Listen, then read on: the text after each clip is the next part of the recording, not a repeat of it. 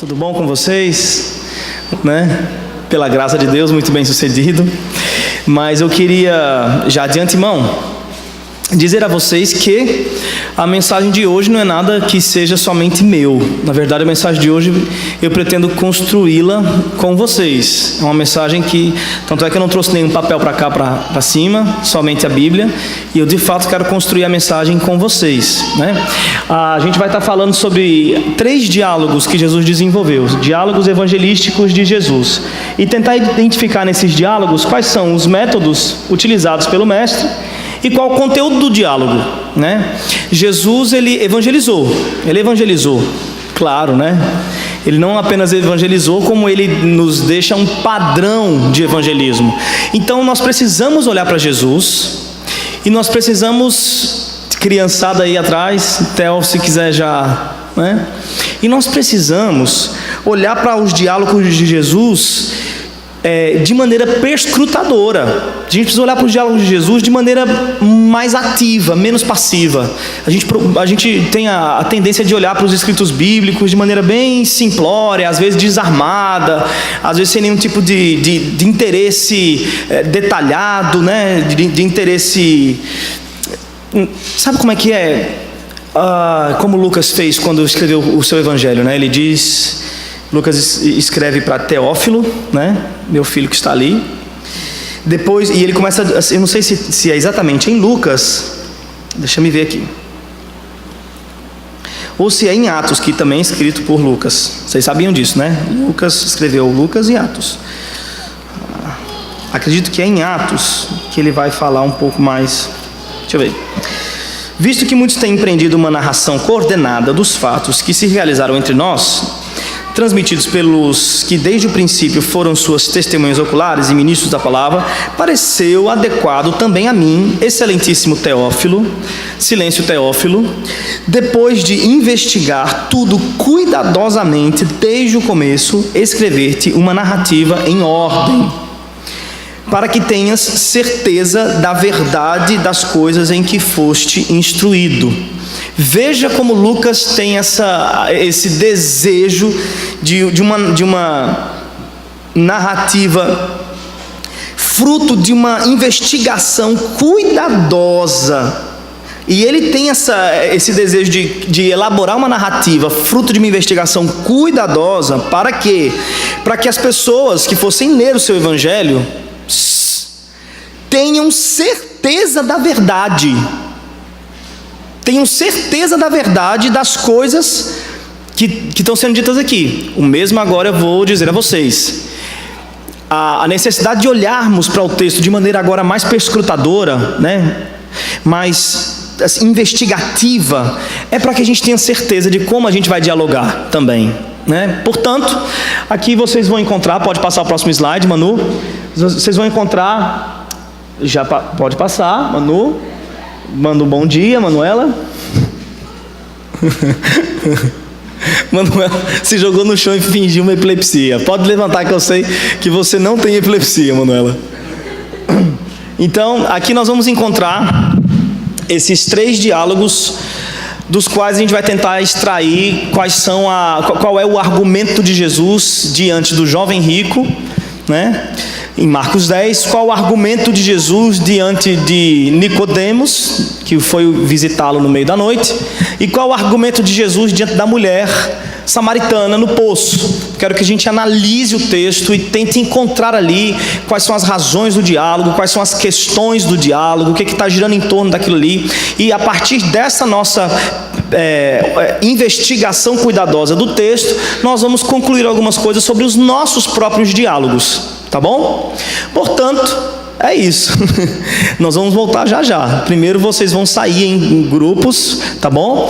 Um grupo vai estar junto com o Ramon, analisando ali o jovem rico, que eu achei muito pertinente colocar Ramon com o jovem rico, uma vez que não preciso falar muita coisa, né? Uma vez que Ramon é o nosso jovem rico, nosso jovem viajante. Quando não está no Chile, está em Portugal. Quando não está em Portugal, está na África do Sul ali. Então, Ramon, agora eu quero ver você dentro de Jesus. É isso que eu quero ver. E aqui em João 3, vocês vão poder, junto com a Juju, pode ser tu, Juju? Então o Juju vai ficar ali junto com vocês e vão juntos olhar para o diálogo de Jesus com Nicodemos. Existe uma folhinha que o Garnier já passou, né? Com algumas perguntas básicas. Agora, fora as perguntas básicas que eu coloquei aí, vocês podem de repente encontrar outras questões, se for o caso, tá bom? E nós temos também, para ficar com João capítulo 4, o diálogo da mulher do poço, a mulher samaritana. Quem é mesmo? A Gabi. Pronto, então vocês podem, junto com Gabi, analisar o diálogo da mulher samaritana, tá bom? O máximo de detalhes que vocês puderem colher desse diálogo e o máximo de observações que vocês puderem fazer juntos será interessante para que a gente construa depois um argumento para o nosso próprio diálogo com o mundo, tá certo? É isso aí, pausa agora, né? No caso da gravação vai dar aquela pausa e depois vai continuar, para quem estiver assistindo aí em casa no YouTube. Pronto, gente, fiquem à vontade, tá bom? Já pode já. Não teve tempo para conversar? Vocês querem que eu detalhe melhor? Bom, vocês vão moderar esse momento, tá bom? Vocês vão instigar as perguntas, vocês vão... É uma questão que todos vão ajudar todos, tá bom? Vai lá então, pessoal, podem se dividir, vocês fiquem à vontade, escolha o grupo que quiser, tá bom? A gente vai dar um tempinho para vocês olharem para o texto, tá bom? Agora, uma vez que... Vamos tentar deixar os grupos de maneira assim bem... simétricos em quantidade de pessoa, né? Deixa o pessoal se ajeitar aqui, né?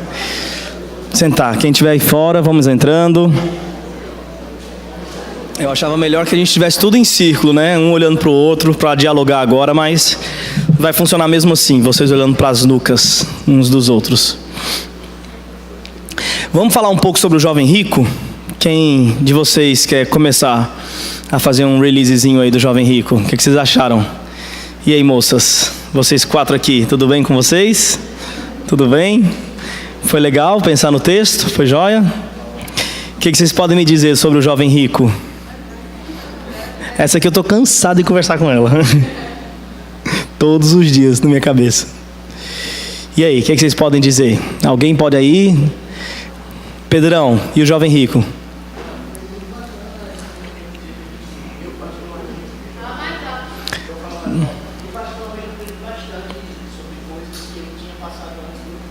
Aham. Eu achei legal também, porque deu para perceber que Marcos 10 não fala apenas de pessoas que são ricas tendo posses financeiras, mas como foi cada um de nós temos uma grande riqueza. Todos nós precisamos abandoná-la por amor de Cristo.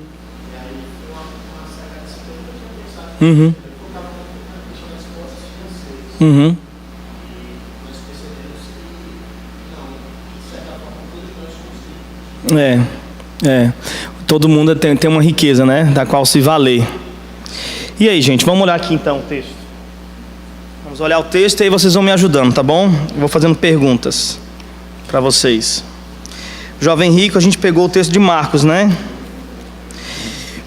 Quando Jesus saiu, correu para ele um homem que se ajoelhou diante dele e lhe perguntou: bom mestre, que farei para herdar a vida eterna? Jesus lhe perguntou: por que me chamas bom? Por que Jesus se enfesou com a pergunta dele, por ter sido chamado de bom? Por que Jesus se enfesou? E aí, quem de vocês quer responder? Diga.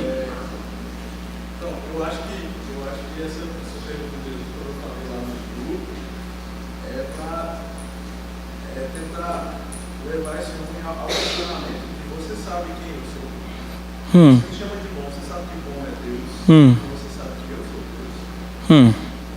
Acho que talvez você deveria investigar o braço daquele momento, saber se ele realmente. Quem pode ajudar ele a colocar isso em outros termos, talvez?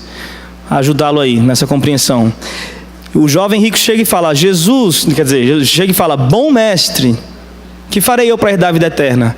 E Jesus, ao invés de se concentrar na pergunta, que parece ser a pergunta-chave, né? Que farei eu para herdar a vida eterna? Jesus se concentra naquilo que a gente descartaria, que é só a questão da introdução. Bom mestre. É só uma questão de... É mera formalidade. Uma questão de formalidade. Bom mestre. Jesus não é tapeado pela urgência da pergunta, porque a pergunta não parece urgente. O que farei eu para herdar a vida eterna? Jesus fala assim, peraí, calma. Isso não é tão urgente quanto focar na mera formalidade do bom. Porque Jesus considerou discutir sobre o fato de ter sido chamado de bom algo mais importante do que dar a resposta mais vital do homem. E aí, gente? Vamos lá, pessoal aqui do Jovem Rico. Ramon, tudo bem, Ramon? Como é que você tá, cara? O braço tá legal? Pode vir pra cá, não vai ter mais slide pra passar. Se tu tiver aí por causa desse caso, no caso. Mas se não, se quiser ficar aí também pode ficar. Mas o que você pode ajudar aí?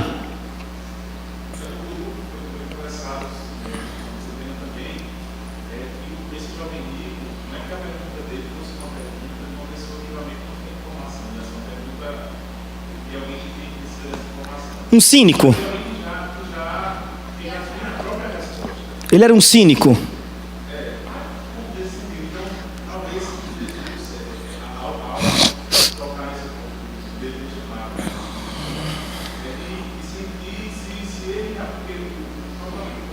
Uhum.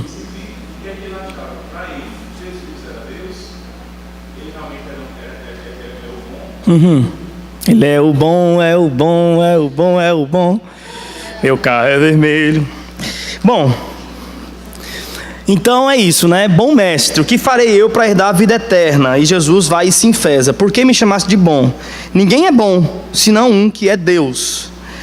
Conheces os mandamentos? Não matarás, não adulterarás, não furtarás, não dirás falso testemunho, a ninguém enganarás, honra teu pai e tua mãe.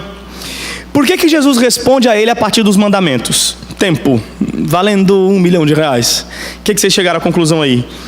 A resposta de Jesus foi por meio dos mandamentos, né? Quando ele fala bom, a impressão que dá é que ele conhece.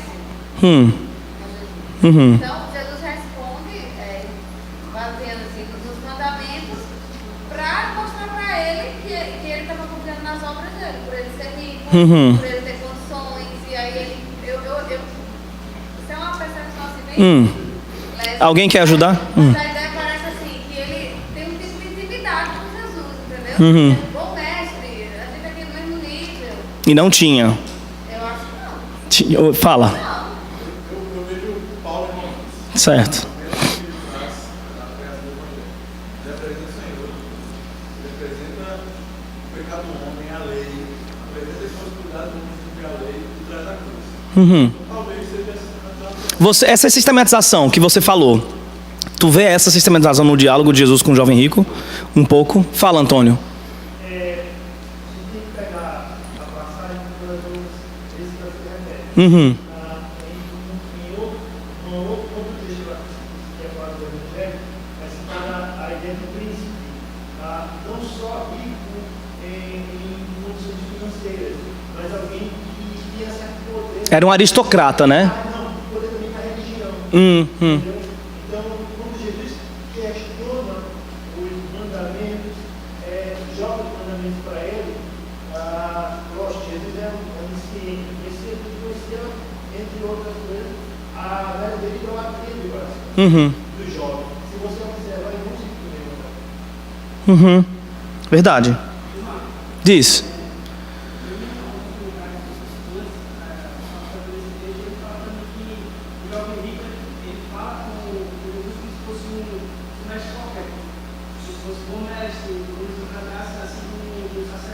Sei.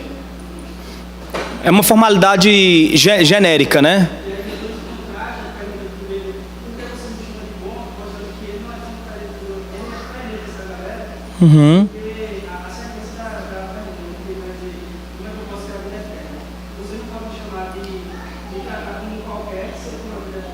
Certo. Beleza. Alguém pode me ajudar na pergunta? Qual o problema da pergunta do jovem rico? Quem sabe responder isso? qual o problema da pergunta do jovem rico?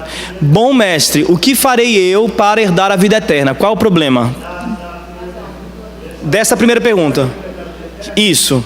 Deixa o rapaz que levantou a primeira mão. Ele pressupõe que ele pode fazer algo. Então, o problema do jovem rico é esse. Ele pressupõe que pode fazer algo. As conjecturas de vocês estão ótimas. De fato, esse bom mestre sugere que ele fazia parte, na verdade, o jovem rico fazia parte de uma aristocracia do local, né? Ele era um príncipe, uma espécie de príncipe. Eu, honestamente, não sei se necessariamente alguém envolvido na religião, mas pela sua resposta de estar sempre, né, com os mandamentos ali, ele estava envolvido. Embora talvez não fosse da tribo de Levi, né? Necessariamente. Mas um religioso, bem religioso. Ah, beleza. Então nesse aspecto, com certeza, de fato, ele era bem religioso. E aí esse terminho bom mestre era um termo genérico mesmo, tá? E era uma bajulação genérica, como quando você era como chegar hoje e falar assim: excelentíssimo. Entre a aristocracia, eles se chamavam assim, uma maneira de dizer o tanto que eles... tinha retorno, tu tá entendendo? Quando alguém falava assim, excelentíssimo fulano de tal, aí o outro já respondia, excelentíssimo cicrano. Eles ficavam se bajulando publicamente para dizer que faziam parte de um nível diferenciado, né? E aí quando esse jovem usa esses termos com Jesus, ele também espera um retorno, um feedback, né? Bom mestre, que faria eu para herdar a vida eterna? Ele pensou que a resposta ia vir assim, bom jovem, né? Excelentíssimo jovem, é só você fazer isso, aquilo, outro. Ou, na verdade, você não precisa fazer nada, você é excelentíssimo, você é bom demais, né? Já está tudo ok. Fala, Antônio. Tem que se compreender também a ideia de salvação naquela época. Para a salvação, era dado como certo que os ricos seriam salvos. Isso é verdade, é verdade. Não está gestionando uma dúvida. Não tem dúvida. Exatamente. Ele quer uma publicação da sua segurança eterna, né? Uma publicação da sua segurança eterna. Bom, mas que faria para herdar? Porque a riqueza era sinônimo de aprovação divina. Um jovem tão rico como ele, tão bem sucedido, tão excelentíssimo, não tinha errada não. E alguém que teoricamente cumpria os mandamentos, como ele diz de si mesmo, cumprir, não tinha como dar errado. Ele não estava inseguro de nada. Não era uma pessoa insegura. Ele era bastante seguro. Bastante seguro.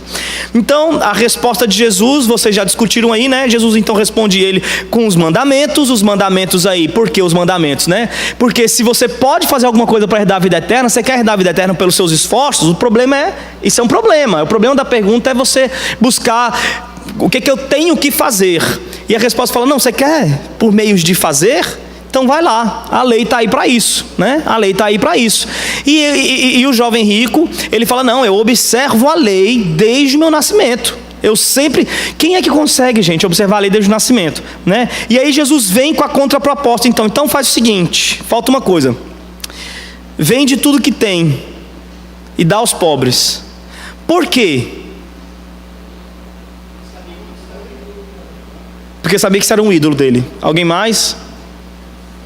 Foi a conclusão geral de vocês. Eu acho que a riqueza é um conceito de salvação. Eu acho que ele estava querendo dizer, vamos falar assim, o que você entende com salvação, na verdade não é. Você precisa perder essa sua salvação para você entender a minha salvação. Já que você tem todos os mandamentos, está faltando isso. Muito bem, é uma resposta até bastante... eu fiquei até... Levantou 3 pelos do meu braço esquerdo, levantaram. Muito bonito. Você precisa perder o seu conceito do que é estar salvo. Parece muito com aquele que perder a sua vida, né? Achar lá. Parece bastante. Tá dito. Quando Jesus fala isso, de fato ele está querendo virar a mesa para o jovem rico. Virar a mesa, né? Eu até anotei aqui o seguinte. Vende tudo que tem. Jesus lhe obriga a compreender que o reino dos céus custa mais do que qualquer um esteja disposto a pagar. Porque ele sai triste. E ele sai com uma compreensão que ele nunca tinha pensado. O reino dos céus custa mais do que qualquer um de nós está disposto a pagar. E do que qualquer um de nós pode pagar. Ele era rico, mas ele não era o bastante. Ele era bastante rico, mas não o suficiente para comprar o reino dos céus. Ninguém, por mais rico que seja, pode comprar o reino dos céus. Se vender tudo que tem, ainda não compra o reino dos céus. Porque primeiro, não tem condições de você abrir mão por si só, autonomamente, das paixões das riquezas. É muito difícil, é mais fácil um camelo entrar no buraco de uma agulha, Jesus vai dizer depois disso, do que um rico, alguém cheio de riquezas, abrir mão de tudo e ir para o reino dos céus, por via do mérito nenhum, sem moeda de troca.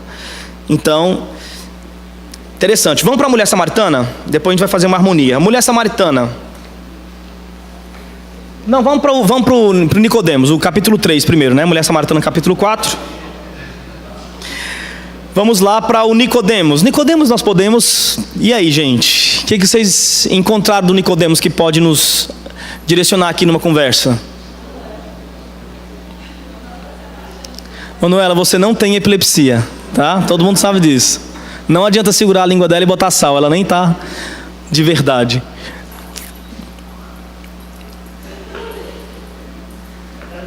O menino lá de Manuela, como é teu nome mesmo, meu brother?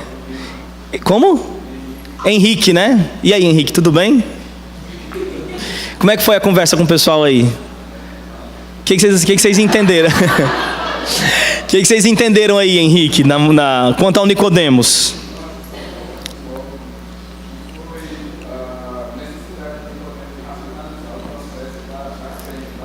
Uhum.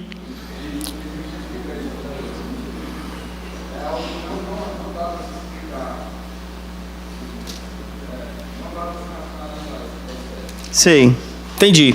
Olha só, havia entre eles um fariseu, né?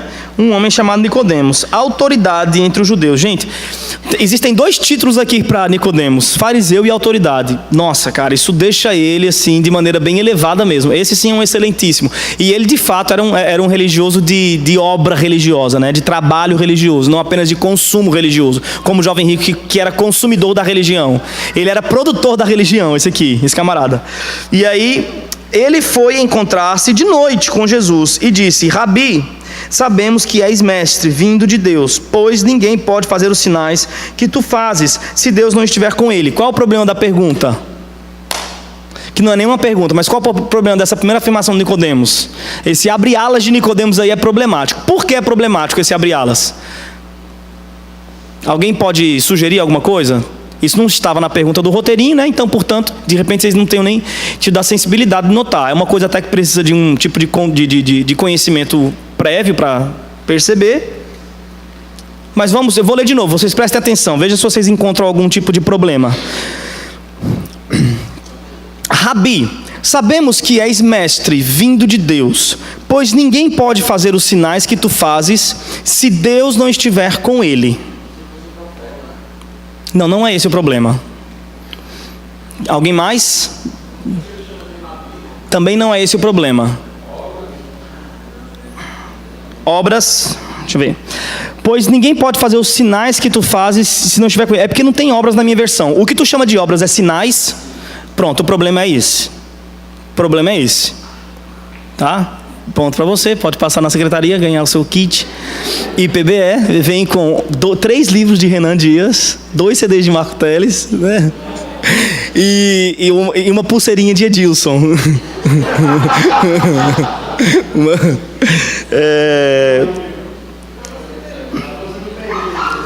A bolsa do perigo.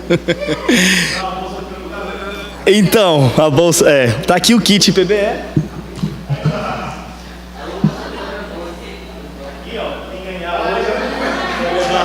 Kit PBE para casa. Não, gente, então vamos lá no problema dele, né? Rabi, ele começa bem. Na verdade, Rabi, Jesus era de fato mestre, embora os fariseus não gostassem de assumir isso. Este veio assumir no meio da noite. No meio da noite. Guarda isso na sua cabeça. No meio da noite ele chegou lá para bater na porta. No meio da noite. Isso é muito importante. Ele veio assumir isso. E aí ele fala: Rabi, mestre, sabemos. Gente, é um reconhecimento por parte dos fariseus. Esse reconhecimento está muito esquisito. No meio da noite, fariseu nenhum reconheceu que Jesus era filho de Deus. Era enviado de Deus, né? Enviado, não filho, enviado. Sabemos que você é mestre vindo de Deus. Por que vindo de Deus? Porque vindo deles que não foi. Ele não era um mestre que se formou na academia de rabis. Havia uma academia de rabis que formava rabis. Jesus não veio de lá. E eles estavam dispostos a reconhecer Jesus como um rabi enviado de Deus. Haviam rabis que não vinham pelo método academia. Haviam rabis que surgiam e despontavam do povo por sua genialidade, por seu conhecimento. Haviam. E eles estavam dispostos a aceitar Jesus entre eles como um rabi desse. Tá? Sabemos que és mestre vindo de Deus. Pois, por quê que a gente sabe que você é mestre vindo de Deus? Porque ninguém pode fazer os sinais que tu fazes se Deus não estiver com ele. Para os judeus, o que comprovava que uma pessoa vinha de Deus era sinal. Os judeus queriam sinais. Judeu queria ver. Eu quero ver, eu estou vendo aí, é cego vendo, é coxo andando, é morto ressuscitando. São muitos sinais, são coisas estéticas, são coisas fora, né? São coisas estéticas mesmo, né? Que a gente pode observar a olho nu. Então não é possível, a gente precisa, é incontestável, você é um mestre por causa dos sinais. E aí vamos lá. Jesus lhe respondeu: em verdade te digo, que ninguém pode ver o reino de Deus se não nascer de novo, né? Esse negócio de nascer de novo, gente, o que vocês me falam aí, vocês que discutiram? Então Nicodemos vai e pergunta, né? Como é que é possível um homem velho que nem eu nascer de novo? Será que vai voltar para o ventre de sua mãe? Minimizando a questão, ridicularizando na verdade a questão de Jesus, né? A afirmativa de Jesus, ridicularizando, quer dizer, um homem velho vai voltar para o ventre da mãe? Você está ficando doido, né? E aí, gente, o que vocês podem me dizer sobre isso? E aí Jesus responde para ele: em verdade te digo que se alguém não nascer da água e do Espírito, já para adiantar assunto, a água aqui não é o batismo nas águas, é o batismo da madre, da mãe, a água, e o Espírito é o segundo nascimento, que Jesus está propondo aqui. O que vocês chegaram aí, na discussão de vocês? Esse diálogo de Jesus sobre o novo nascimento com Nicodemos, o que vocês me dizem? Lelinha, manda ver. Juju, manda ver, Juju. Gabriel, fala, Gabriel. Refazer a pergunta? Tá. Não, a pergunta é só o que vocês discutiram em torno da ideia do novo nascimento, a proposta de Jesus de nascer de novo. O que vocês discutiram sobre isso? Sobre essa resposta de Jesus para Nicodemos, sobre a indignação de Nicodemos diante dessa proposta. O que vocês discutiram sobre isso? Uhum.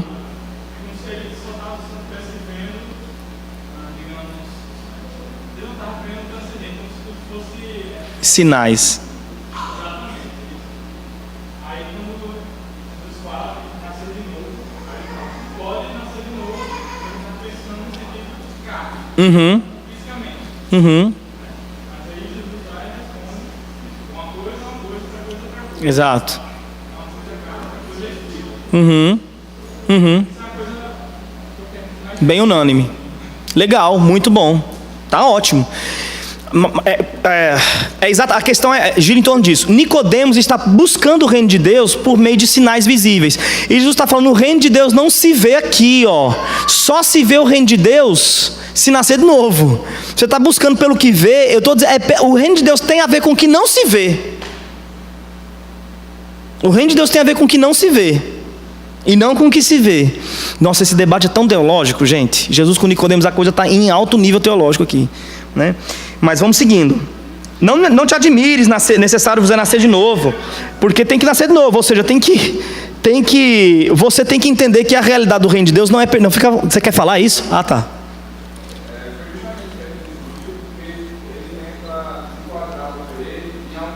Exato. Desde o começo, quando ele fala dos sinais.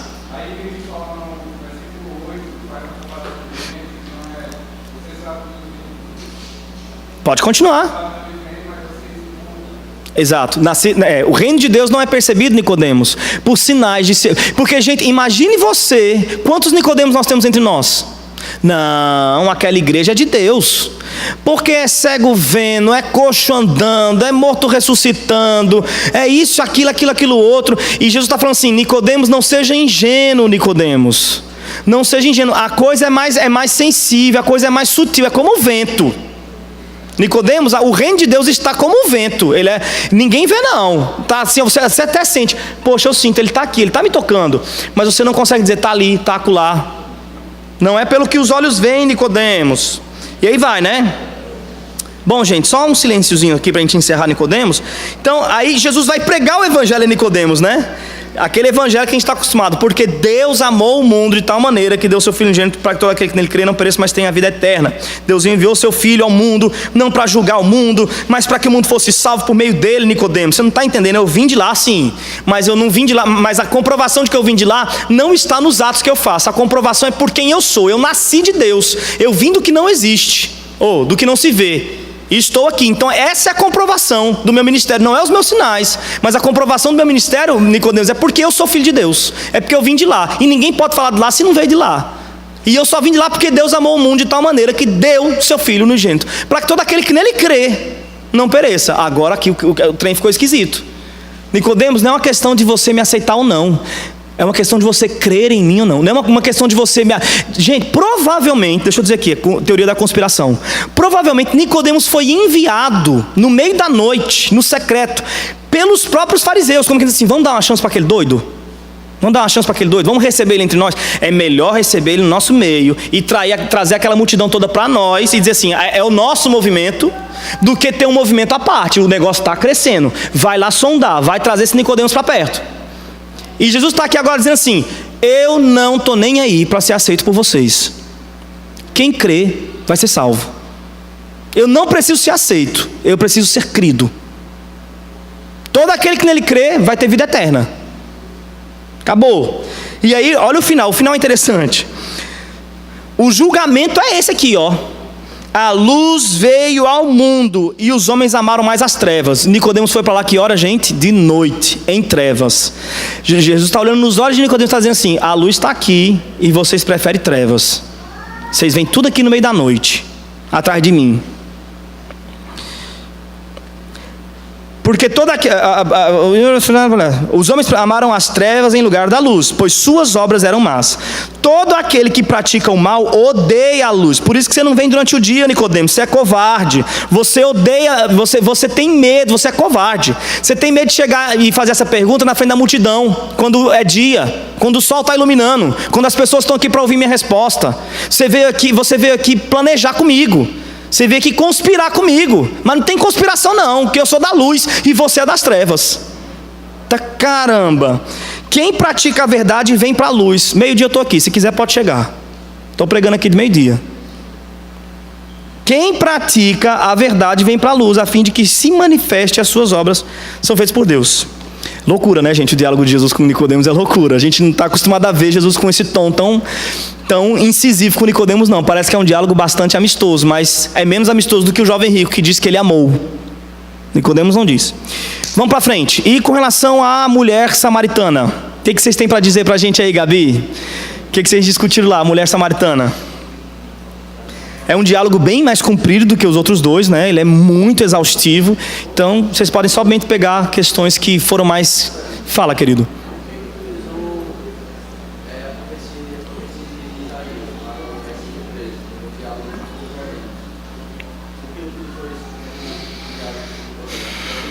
Deixa eu ver o verso 3. Ninguém subiu ao céu, senão aquele que de lá desceu, o Filho do Homem. Ele usou essa profecia aqui para testificar a sua vinda, para testificar que ele era o próprio cumprimento da profecia de Isaías, para credibilizar a si mesmo diante de Nicodemos.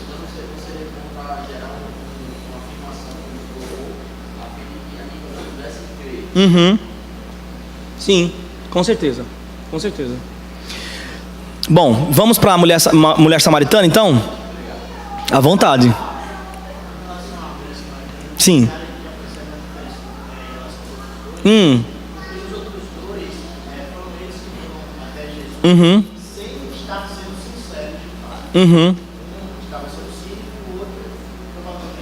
Estava conspirando provavelmente.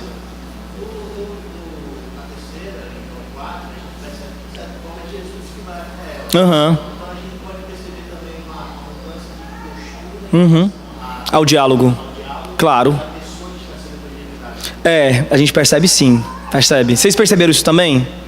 Então manda pra gente aí.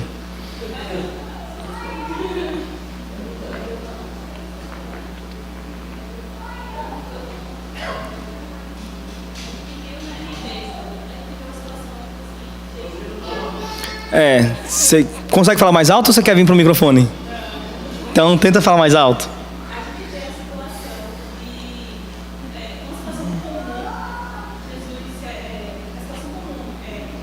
Uhum. E Jesus ele se aproxima daquele poço com sede, enquanto aquela mulher, ao meio-dia, tinha uma situação diferenciada. Uhum. A mulher ali se aproximando daquele poço para tirar água.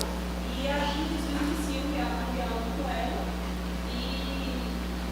E Por que ela foi tão arredia com Jesus no diálogo? porque Jesus era judeu e ela samaritana. Aham. Existia uma rivalidade. Uhum.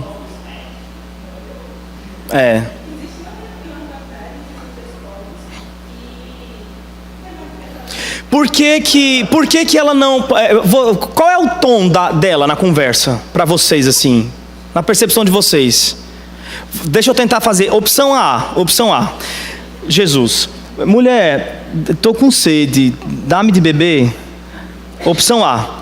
Por que sendo tu judeu, vens pedir água a mim, que sou mulher samaritana? Né? Ou opção B. Né? Mulher, me dá água de beber. Mas agora pronto mesmo foi que deu.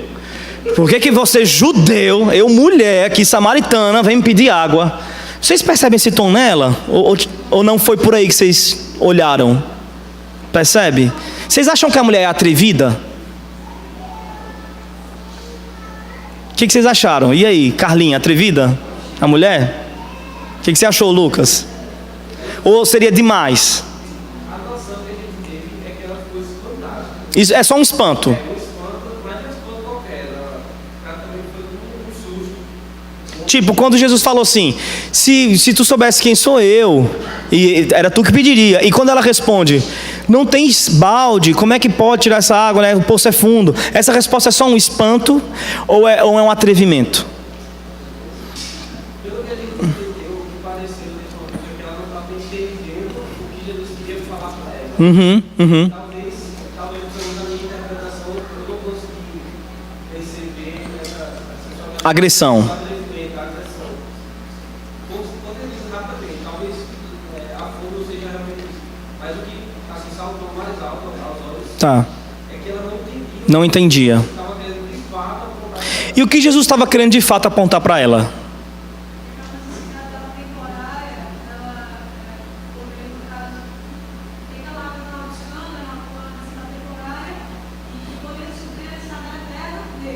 Uhum. Qual era o problema dela?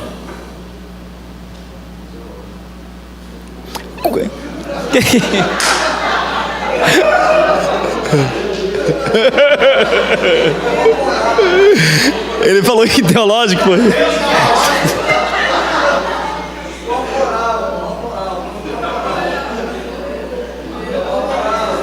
Era corporal. Melhorou, gente? Falar que é corporal melhorou?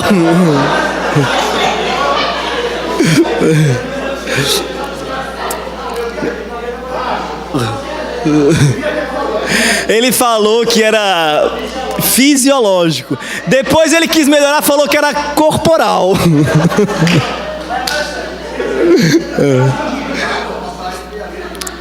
Peraí só um minuto. O que, pessoal? Fala. Eu já ouvi. Vamos. Que Vitz não tô com ele. Tá?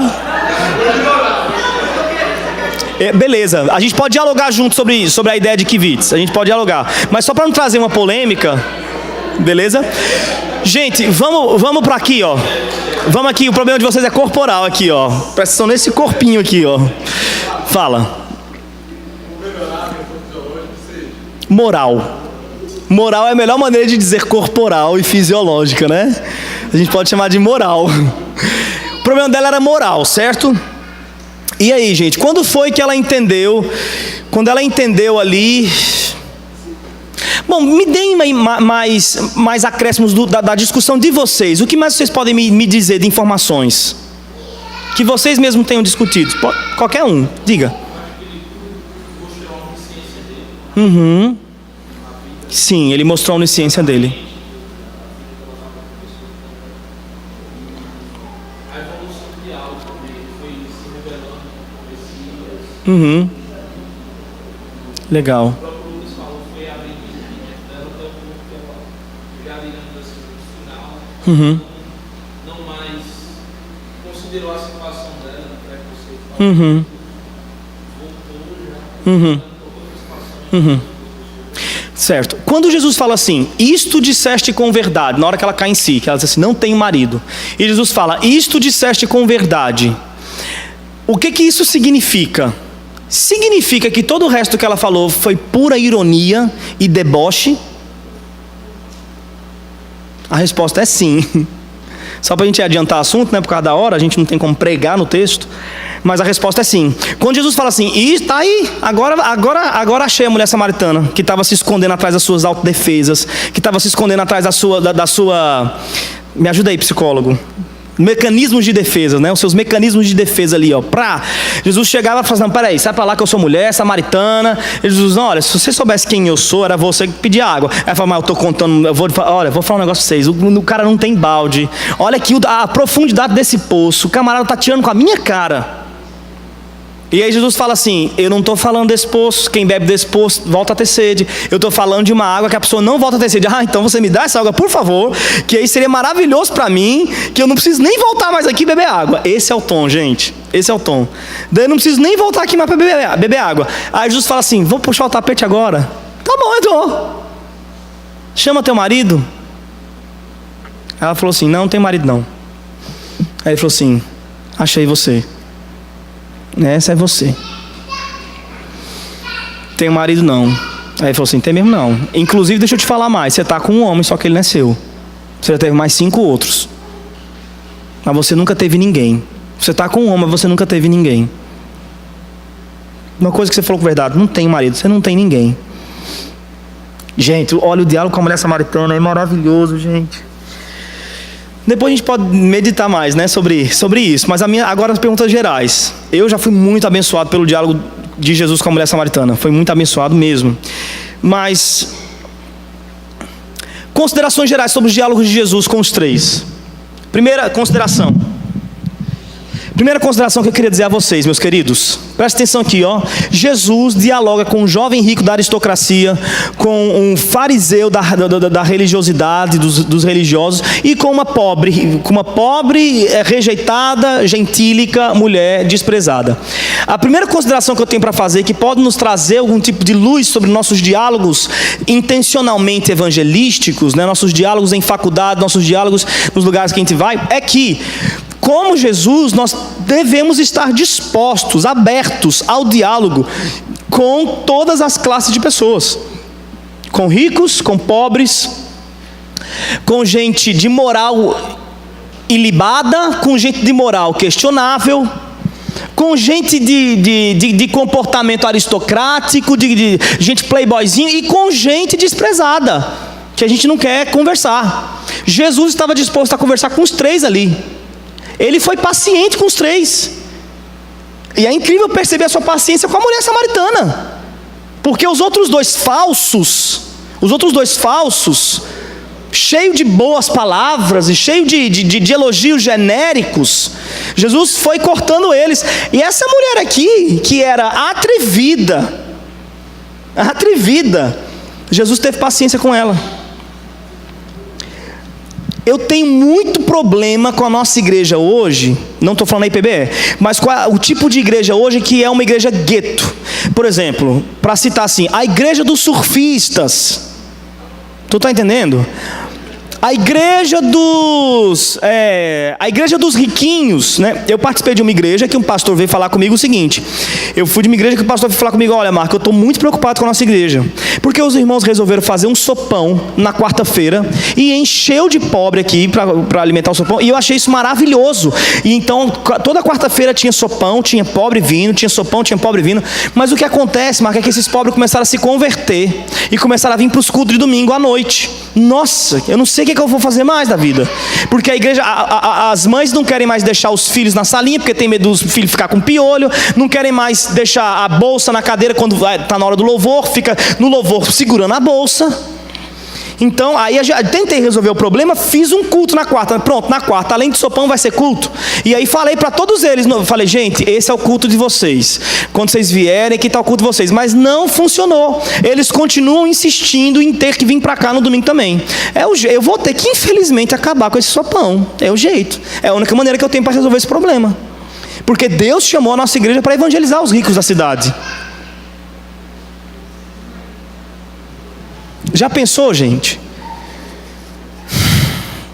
Então, a gente tem que entender. Agora, parando de pensar no caso mais extremado, que é desse pastor que tomou uma atitude como essa, ou da igreja, que é a igreja do surfista, e que se você não tiver o cabelo meio loiro, meio surfista, se você não dá de bermuda e de chinelo, e não falar qual é, não sei o que eu não sei nem como é que o surfista fala, você não se sente aceito, você não se sente bem. Então, saindo um pouco desses casos extremos, vamos para você, né? Qual foi a última vez que você saiu da sua bolha? Ou as pessoas que você conversa são todas mais ou menos da mesma compreensão? Você já se desafiou a conversar com alguém que te tiraria o chão? Com alguém que seria capaz de lhe desconcertar? Você já se arriscou? Aquele amigo de faculdade que ninguém conversa com ele, ou pelo menos você não chega perto porque tem uma compreensão absolutamente diferente de você sobre a vida, sobre Deus, e você não tem nem condições de chegar perto dele. Aquele pobre da sua rua que você não gosta nem de que ele vá, né? Você não gosta quando ele para falar com você. Você fala, ai meu Deus do céu, tá tudo bem. Você não tem nem coragem de perguntar para ele se ele está bem também, porque você tem medo dele falar dos problemas dele, né? Como é que tá? Qual foi a última vez que você se arriscou fora da bolha? Jesus aqui não tinha uma bolha. Jesus não era dos aristocratas. Jesus não era dos religiosos, embora os religiosos quisessem aprisioná-lo e dizer, é nosso, é um de nós. Jesus não era dos pobres. Jesus era de todos eles. Se um deles aparecesse de madrugada, no meio da noite, para bater na porta de Jesus, ele abria a porta, sentava e conversava. Jesus era de todos. Jesus veio para todos. Isso não é maravilhoso, gente? Isso é desafiador. Os diálogos de Jesus nos desafiam a dialogar com as pessoas mais diferentes. Uma observação com geral. O jovem rico é quem vai para Jesus, né? Foi a observação que o Pedro fez também. E ele não consegue o que quer. O Nicodemo, agora esse aqui vai conseguir, ele está querendo uma surra. E ele vai ganhar uma surra, com certeza. Eu não vou deixar ele pedindo, né, gente? Está pedindo assim com tanto carinho. Me dá uma panha, me dá uma surra. Olha que alegria. Só falar em surra que ele já anima todo. Ele gosta de surra mesmo. Eu sei que acaba safado esse aí. Gente, o jovem rico vai até o Senhor e não consegue o que quer. Nicodemos vai até Jesus, também não consegue o que quer. Possivelmente não conseguiu nada. A gente não vê. Agora, a mulher samaritana não vai até Jesus. Jesus vai até ela. Resiste a Jesus. Jesus tem que insistir até puxar o tapete dela. E consegue o que precisa. Porque segundo Paulo em Romanos, não depende de quem quer ou de quem corre, mas de Deus que se compadece. Essa lição é preciosa demais. Talvez você não tenha nem coragem de falar do Evangelho com aquele que está desatento ao Evangelho, porque você fala assim, ele tem mesmo é que ser condenado, não vem. Ele tem mesmo é que se perder, porque não vem porque não quer. Eu botei no meu Facebook, todo mundo viu quem veio, quem não veio. Não posso fazer nada. Mas Jesus foi até ela, minha gente. Isso é demais. O Filho Santíssimo de Deus, que tinha em si mesmo a essência pura do próprio Deus, foi até ela. Passou por meio de Samaria, embora todos os judeus arrodeassem, fizessem o caminho maior para não passar por Samaria. O texto diz, necessário foi a Cristo passar por Samaria. Não foi necessário porque não havia outro caminho. Havia outro caminho, inclusive o caminho mais utilizado pelos judeus. Foi necessário por uma razão superior. Não é uma razão geográfica, é uma razão espiritual. Foi necessário porque Deus havia premeditado, havia preparado aquele dia para salvar a pobre mulher, desesperada, desencantada, sem vida nos olhos, isolada, solitária. Deus separou aquele dia para salvar a mulher samaritana, então era necessário ir. E ele foi até ela. Qual foi a última vez que você foi até ele ou até ela? Intencionalmente. Não, eu vou até fulano de tal, eu vou começar falando de qualquer coisa. Começar falando de Netflix. E vou puxar da Netflix uma ponte, que é mais uma consideração. tudo para Jesus, desaguava em Deus. Um copo d'água virava ilustração para a sede do pecador.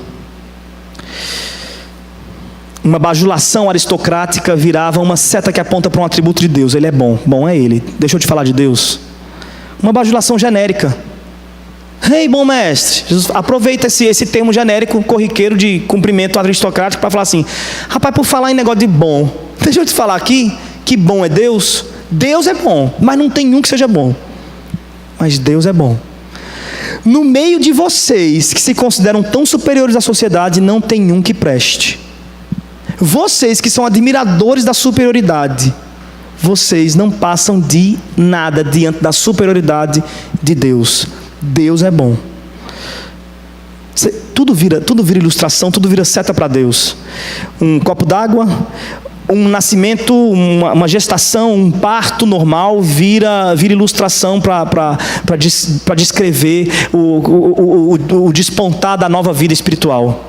Tudo vira Deus, tudo vira evangelho, tudo vira seta para o Senhor. Você consegue fazer isso? Você consegue olhar para um programa da Netflix e tirar dele setas claras para Deus? Você consegue fazer isso? Você consegue de uma conversa, ou tem que ser uma conversa espiritual para se falar de Deus? Ou tem que orar primeiro? Desenvolva isso a partir dos diálogos de Jesus. Veja como tudo para ele era pregação. Os lírios do campo viravam um sermão, as aves dos céus viravam um sermão, sabe, gente, tudo a situação do dia a dia. As crianças correndo, ele aproveitava uma ali, já catava uma ali, em vez de ameaçar de dar surra, né? Não, ele não fazia isso, que muitos pecadores fazem isso.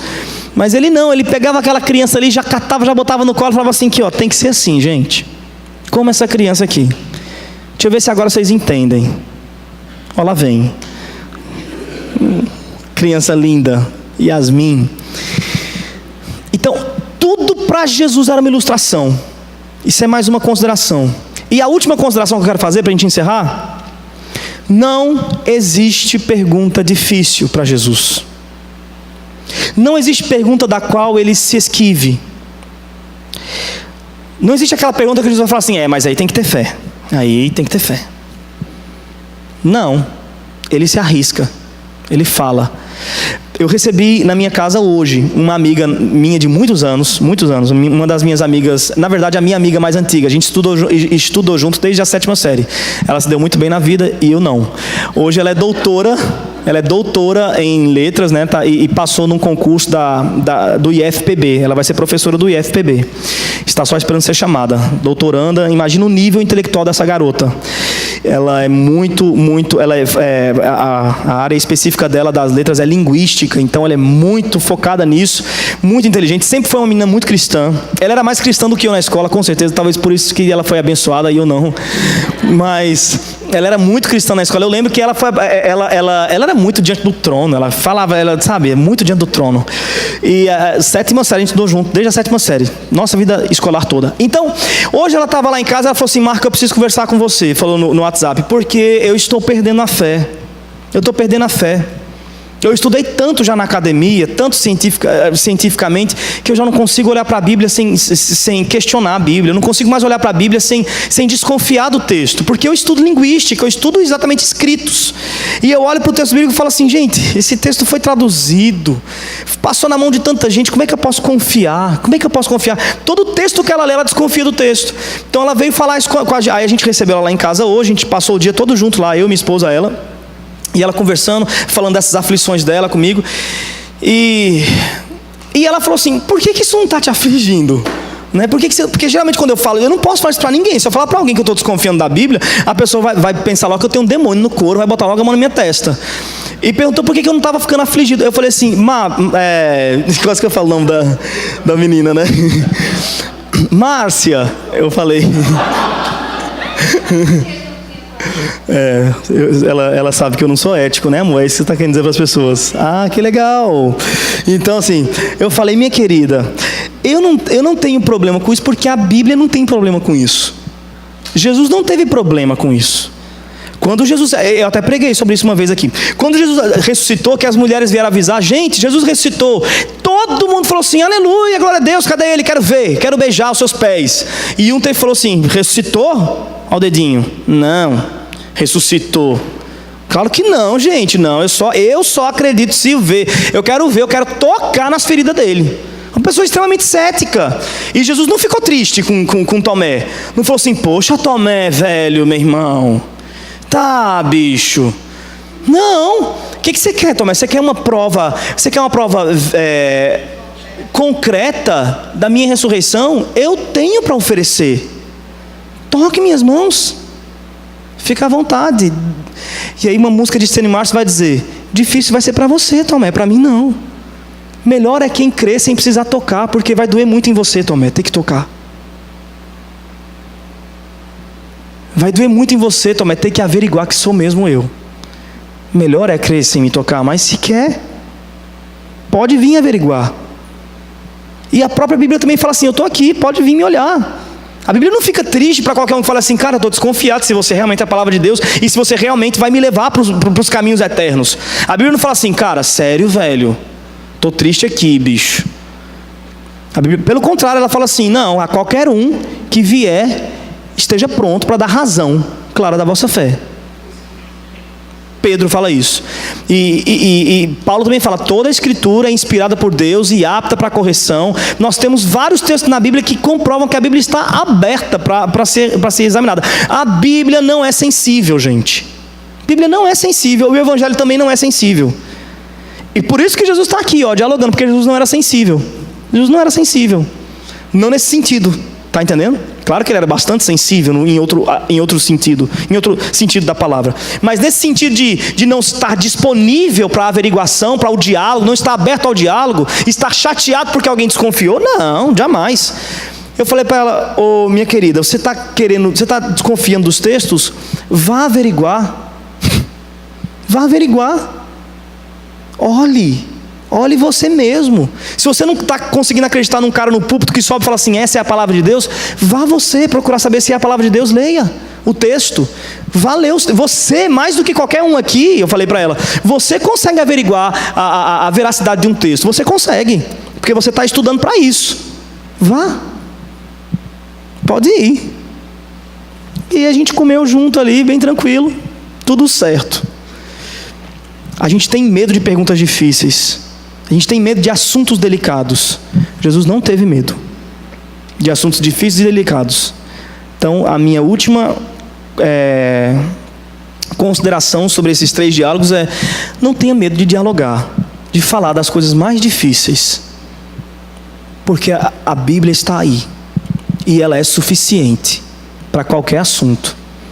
O Evangelho é o bastante para qualquer assunto. Se você tiver que apelar para o tem que crer, ao contrário dessa minha amiga, eu tive uma outra conversa algumas semanas atrás com uma prima de Munique, que nos chamou também com algumas questões na cabeça, igualzinha a minha amiga, mas ao contrário dela, a postura dela foi outra. Ela estava conversando, Marco, Munique, a gente tem assim, eu fico olhando para isso que o pessoal fala do Evangelho, eu não consigo entender, mas ao mesmo tempo eu falo, não, quem sou eu? Tem que crer, né? Tem que crer. Então, eu falei, não, minha irmã, não.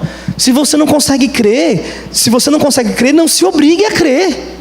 Vá olhar para o texto, vá entender. Porque a gente vem de uma cultura religiosa que é assim, você não pode perguntar por quê, como e quando. O pastor chega aqui e fala assim, Deus te ama, e você não pode duvidar, você tem que crer.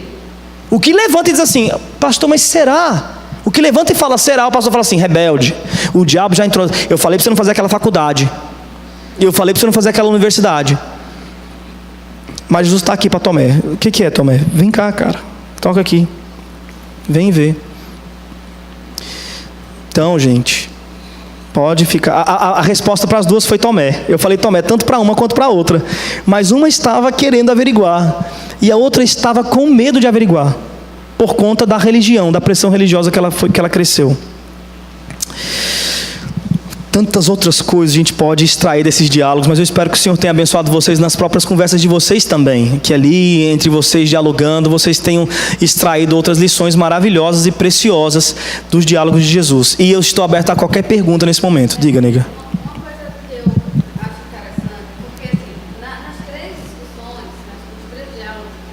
Jesus é onisciente, então ele sabe. Uhum. Então, quando ele chegou para conversar com o jovem, ele já sabia da intenção, só que nós não somos oniscientes. Então, para isso, a gente precisa, é como o que a gente está debatendo, ou seja, a gente precisa ter contato com as pessoas, conversar com elas, não precisa inicialmente já pregar o evangelho, mas ser amigo da pessoa, né? Porque só assim a gente vai saber o que é Cristo para a coração da pessoa. As portas vão se abrir. Enquanto você dialoga, Deus abre as portas do Evangelho, as portas onde o Evangelho vai entrar de maneira certeira. Pergunta, gente, sobre esses diálogos, alguma questão, alguma outra colocação que você mesmo queira colocar, como o Monique fez? Alguém? Outra coisa que eu queria lembrar é que Jesus está fazendo 3 diálogos em ambientes urbanos. O jovem rico vivia num ambiente urbano, o Nicodemos também vivia num ambiente urbano e a mulher samaritana também vivia num ambiente urbano. Inclusive, depois de ouvir a mensagem, Jesus o enviou para Decápolis, né, que é uma região de 10 cidades onde ela pregou o evangelho. Para 10 cidades. Brincadeira, gente, uma mulher é para envergonhar Nicodemos, hein? É para envergonhar o jovem rico. Empoderamento feminino aí. Então, gente, alguém mais quer falar alguma coisa? Alguém quer fazer alguma pergunta? De verdade, não guarde não, pode fazer. Fala essa menina, Lives.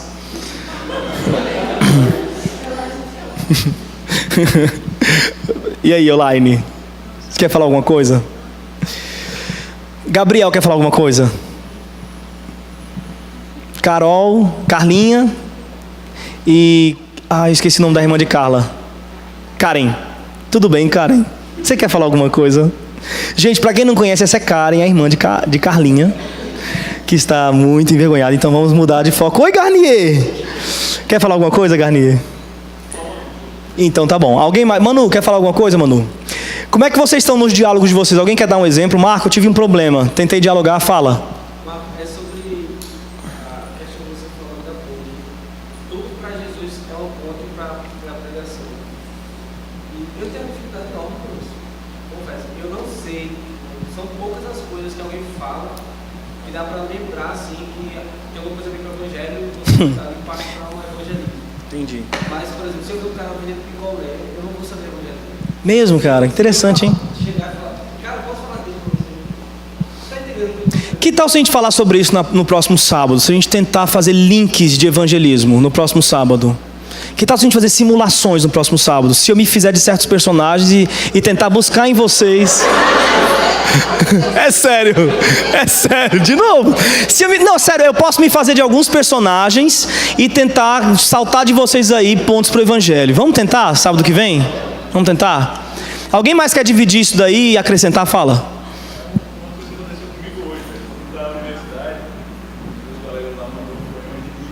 Aham.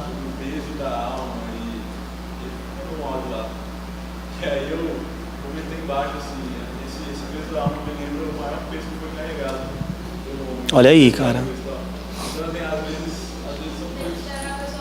Totalmente abstratos, velho. Uhum. Só zoou muito, mas...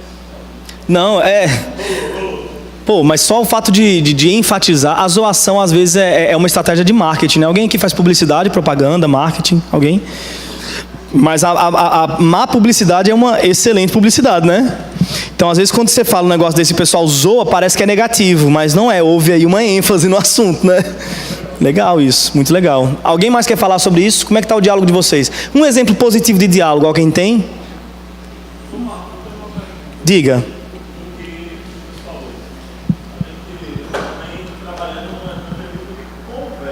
Uhum.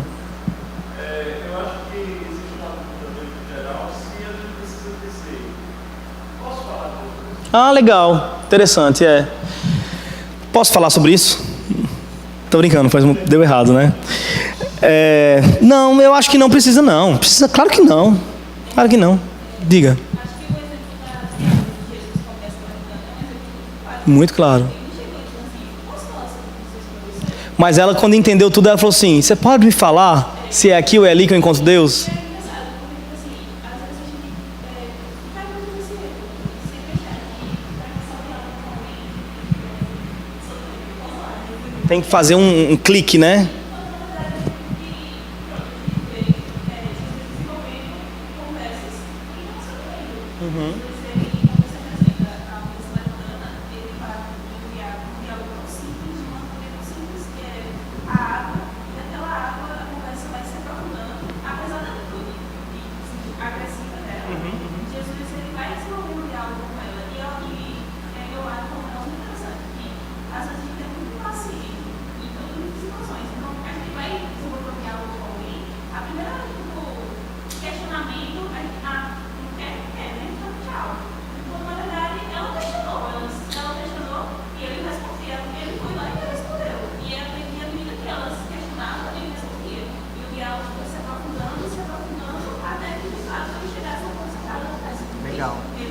Legal, muito bom. Muito bom, muito interessante. Diga, Antônio. Como, por exemplo? Aham. Aham. Necessariamente, você não precisa sempre usar uma pedra para pregar o evangelho. Às vezes você vai pregar explicitamente, às vezes você vai pregar através de outros caminhos. Eu acho que a maior questão é nunca se pressionar quanto a isso. Eu tenho que fazer assim. Você tem que ser natural. Deus deu a habilidade a cada um aqui de comunicar o evangelho de uma forma, e o importante é que você comunique o evangelho da sua forma, com suas dificuldades, e compreenda. No fim das contas, Deus é glorificado nas suas dificuldades e o evangelho prevalece acima de suas dificuldades. Eu acho que a questão é exatamente essa. É você ser você, né? A sua autenticidade, como você falou, do seu jeito, você vai pregar. E às vezes, de fato, você vai falar assim, gente, agora, por exemplo, você pode começar um culto ou uma reunião para pregar o evangelho em sua faculdade. Então, neste caso, haverá um interruptor. Haverá um negócio, um clique assim, tipo, nós estamos aqui conversando e agora, tal hora, começa a nossa reunião. Então, nesse momento, é uma coisa aberta, é uma coisa explícita. Agora, não é só assim que se evangeliza, e esse é o menor dos casos, porque se eu evangelizo uma vez por semana na faculdade, eu converso quantas vezes por semana? Então eu preciso me dedicar muito ao meu diálogo, à minha habilidade de dialogar o evangelho, porque a habilidade de falar do evangelho em formato culto é mais fácil, né? A gente está mais treinado, habituado a fazer. Na hora que isso aqui virou uma reunião, pronto, eu sei o que fazer. Mas e quando isso não é uma reunião? Quando isso é só um diálogo de dois amigos? Né? Eu preciso me esforçar. Agora, nunca confundir isso que nós estamos falando aqui com a atitude de cristão 007. Nós não estamos falando aqui sobre um cristianismo que não se manifeste, que não se exponha. Não é isso que nós estamos falando aqui. Não é tipo assim, no meio da conversa, de repente, você falou de Cristo, a pessoa fala assim, opa, você é cristão? E você fala assim, sou cristão. Pô, cara, estou sabendo agora. Gente, isso não é legal. Isso não é legal. Isso não é legal. Eu me lembro quando eu entrei na faculdade de psicologia, bem novo ainda, eu tinha 18 anos. Cheguei na sala e descobri que uma irmã da igreja, de uma outra igreja, também estava fazendo lá, e também tinha sido aceita na universidade, né? E a gente ia fazer o curso juntos. No primeiro dia de aula, ela me encurralou e falou assim, Marco, olha, você é cristão, eu também sou, a gente que se conhece, mas deixa eu te falar uma coisa já, porque a gente vai estar junto aqui e tal. Cara, eu não estou afim de chegar aqui na sala e dizer que sou crente. Não é a minha estratégia. Eu não sei o que você pensa de estratégia evangelística, mas não é a minha estratégia. A minha estratégia é ser, é viver aqui, é ser amiga da galera e não sei o que, e aos poucos o evangelho, a minha atitude de ser bondosa, que vai não sei o que. Eu era bem guri, eu não sabia de nada naquela época, né? Não sei hoje, imagina. Aí eu olhei para ela e falei assim, interessante, eu acho que é isso mesmo, né? Então, e a gente foi, cara, não demorou um período para ela estar nas maiores festas daquela universidade, bombando da vida e tal. Isso não é legal, isso não é evangelho. Você está na sua sala de aula, meu dia de apresentação, e você quiser falar, se estiver sentindo a vontade na hora das apresentações, pode falar, sou fulano de tal, sou cristão, e estou aqui para estudar ciência sensata. Gente, nós não estamos falando sobre ser um cristão 007, isso não é estratégia, isso é mentira, isso é mentira. Você pode ser cristão, mas ao mesmo tempo você tem que desenvolver a sua habilidade de não ser um chatonildo, um crentelho, que está o tempo inteiro assim, posso falar de Jesus para você? Você tem 5 minutinhos? Não, pô, um diálogo natural deve surgir de forma natural e sempre apontar para Cristo, tá bom? A irmã ficou nervosa ali. Não, se não é para disfarçar, então vou embora daqui, né? Ai, meu Deus do céu, bichinho, tomara que ela não fique com vergonha. Mas foi engraçado. Vamos encerrar por causa da hora. Mas assim, eu gostei de saber dessa dificuldade do Lucas, e eu acredito que é a dificuldade de vocês também. De fato, é a dificuldade de vocês também, gente. Então vamos sábado falar sobre isso, né? Sábado está em aberto, sábado eu vou fazer isso, vou simular certas situações, eu quero que vocês resolvam essas situações, tá bom? Oi? Não entendi. Situações no trabalho, né? Entendi, porque você é outro nível. Entendi. Você é um nível trabalho já, né? Entendi. Você é um nível fisiológico, né? Oi, diga. O Garnier, vem para cá dar o aviso, vamos orar, vamos encerrar. Agradecendo ao Senhor por tudo isso, e depois eles vão dar os avisos e encerrar.